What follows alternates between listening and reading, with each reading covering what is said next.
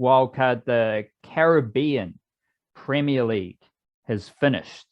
And I just want to pick your Brian, your Brind and your main and everything else. I want to pick your brain about Timmy Seifert, because he is the most interesting.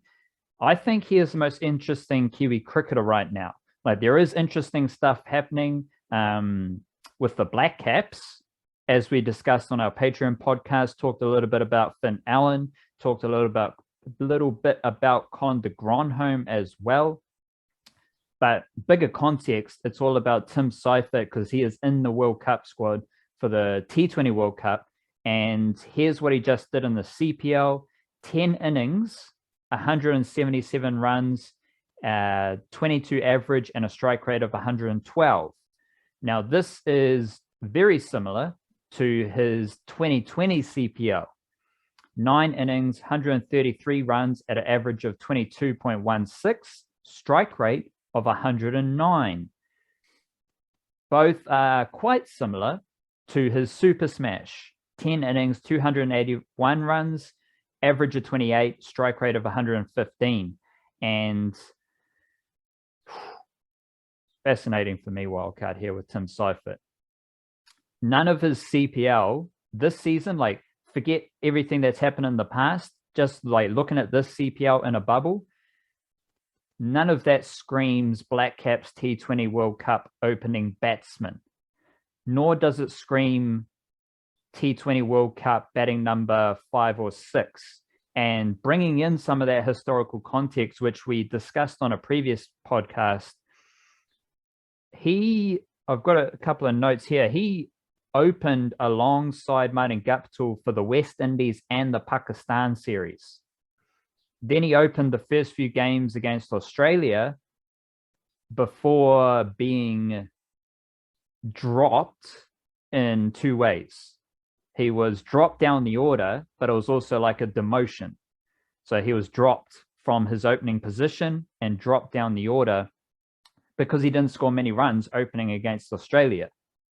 So we have a situation where Tim Seifert, the only period where he scored a lot of runs were when he was opening against West Indies and Pakistan. He was really good last summer, but that was after a mediocre CPL, and it was around a fairly mediocre Super Smash, mainly based on his strike rates. That's what we're tracking here, because he does give it a fair old whack, but he has not given it a fair old whack recently. So it's a very convoluted situation where he is not dominating these T20 tournaments, and his best Blackcaps work came in the opening position. But then we have the series against Australia where he opened and wasn't great, and then he was dropped down the order, and now we've got Devon Conway opening in T20 teams. So between Conway, Guptill, and Williamson, you've got a top 3 that I think most Kiwi cricket fans will enjoy. Seifert then drops down the order. We have discussed previously how that works, and can you fit Tim Seifert in if you're playing Tim Seifert as the wicketkeeper? We both want Devon Conway as the wicketkeeper, I think, and Glenn Phillips to bowl more than 10 overs of spin, which is our bet for the T20 World Cup. So how do you just view that Tim Seifert situation where it's like he is now in a elongated stretch of ho-hum T20 form? He is certainly not smacking it around. His strike rates have been below 120 in leagues that he should be dominating. And he's not going to open, by all accounts, we don't think.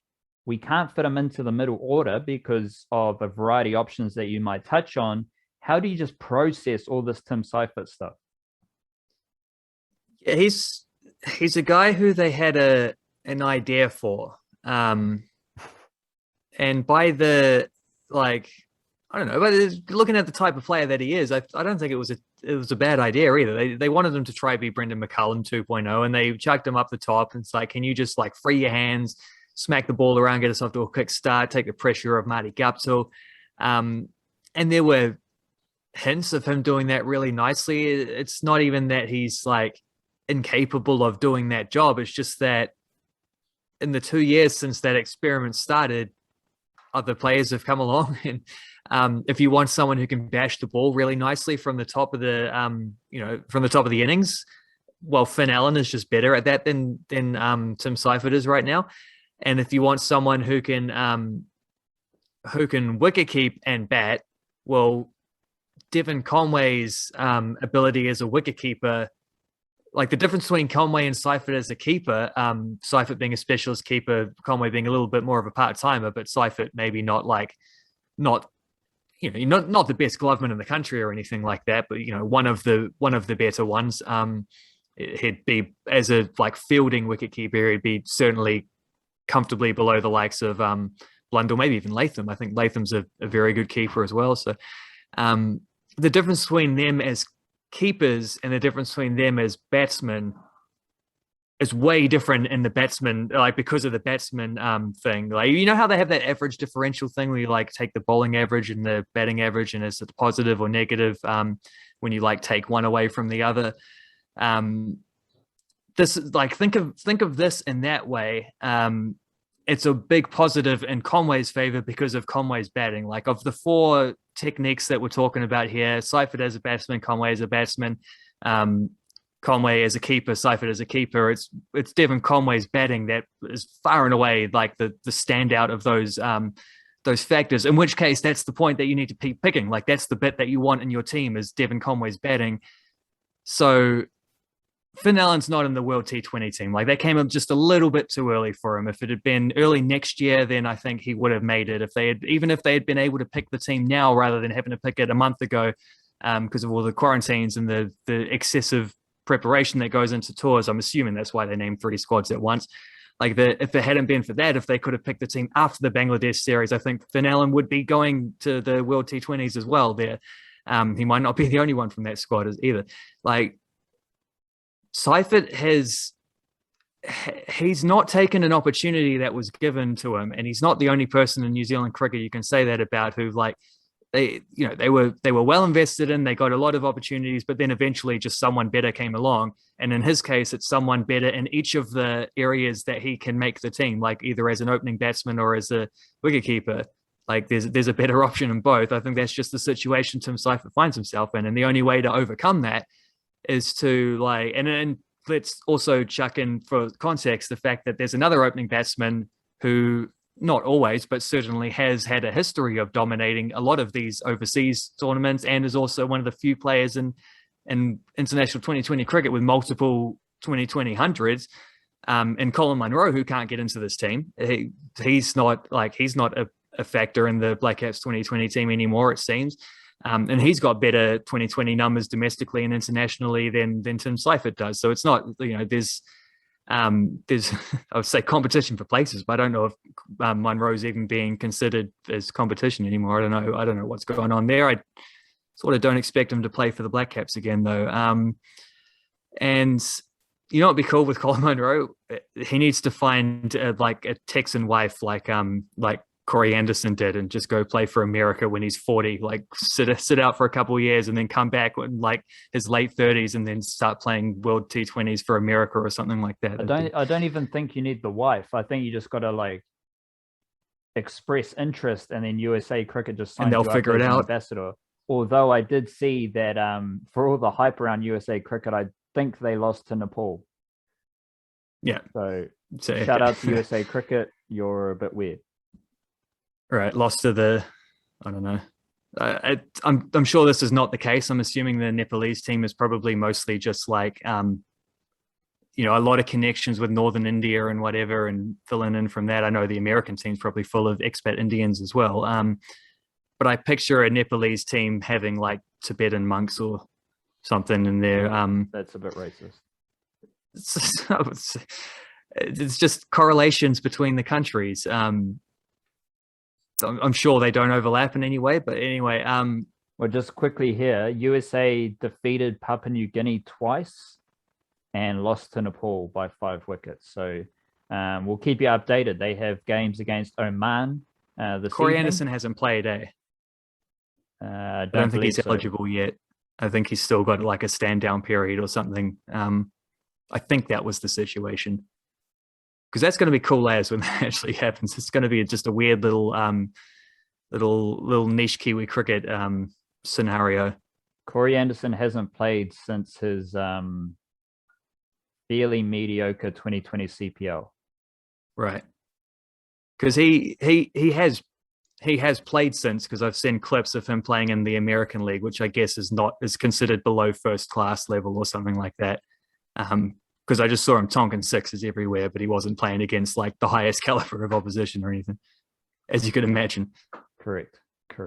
But so just quickly, I've got 2 notes here. So I just thought of a top 3 Blackcaps T20 batting lineup: Conway, Allen, and Kane Williamson. Like, fucking happy days. Like, I'd happily have that as my top 3 for a Blackcaps T20 team. But it is an alternative. When you think last summer, they had Guptill, Seifert, and Williamson. That you're like, you swap out both openers and everything's all good, right? Like, you're not losing a whole lot with Conway or Allen compared to Guptill or Seifert. No, you're probably gaining a little bit. Gaining a bit, yeah. But then, so just quickly, how do you sift through the Seifert middle order stuff? Like, is there any? Because we're thinking you're getting into the Santners, Daryl Mitchell, I think's in the T20 World Cup squad. You're getting into those roles, and then you're trying to fit in 2 spinners, Santner and Sodhi. Jimmy Neesham's going to be in that middle order as well as an all-rounder. And we've talked through this before, where there's just not much space for Seifert to bat in the middle order just as a batsman, or to be a wicketkeeper batting down the order, which is what he's done for Trinbago. Like, he doesn't open for Trinbago. He bats down the order in like a finishing role. He's just not doing a great job of finishing. Yeah. Glenn Phillips will be batting 4, won't he? So I hope so. That leaves 5 and 6. Probably you can't pick him as a wicketkeeper batsman and bat him lower than 6. So especially not when you're trying to cram in extra spinners. One of those is Neesham, 5 or 6. One of those will be Neesham, and one of those is either going to be another batsman or maybe a spinning all rounder, or if Chapman, do you want the third Mitchell spinner? Todd Astle could even. No, he won't be batting that high, but if you want to get him into the team to bat at 7 or 8, Neesham will have to slide up a spot, and then that's where you make that happen. Santner might have to bat 6 or 7 or something. I mean, it's a similar situation to what we had with de Gronholm, where once de Gronholm was no longer commanding selection as a all-rounder in 2020s because he stopped bowling. His bowling was no longer, it just wasn't being that effective. They stopped bowling him. You have to start picking him as a top 5 batsman. Then he's up and like competing with guys like Phillips and Conway. And this is a World T20 squad as well that doesn't include Finn Allen, who by the next summer, by the time they come back to New Zealand afterwards, probably will be in that mix, in which case someone else is going to have to drop out. It's a crowded situation. And the guys like Henry Nicholls and Tom Latham showed that they're no chumps in 2020s as well recently, particularly if you're in conditions where an ability to bat against spin is a factor. You get yourself into a very crowded mix once you become like, because Seifert needs to bat in that top order, but he's not necessarily a guy who would be picked as a batsman. He's there because he is a wicketkeeper. And then you could chuck in the fact that Phillips and Conway are both capable part-time wicketkeepers, potentially, in Conway's case, potentially even slightly better than part-time. It's a convoluted situation, and considering it all, this is why I think Seifert's a little bit lucky to be in the World T20 squad at all, to be honest. But fair play to him, and we hope he does well, because they didn't. I think you mentioned this point before. Like when the squad was announced, it was Tim Seifert brackets WK brackets. They didn't do that to Conway. They didn't do that to Phillips. He was the only one who was like specified as a keeper. I guess you do that in a way to like. I don't know, to back up your player once you've selected him. You like, this is why we've selected him. We know he is the best wicketkeeper of that group. It's just whether his batting, which is a drop off compared to the other two wicket keeping options, does that make up for the difference? And I suspect not.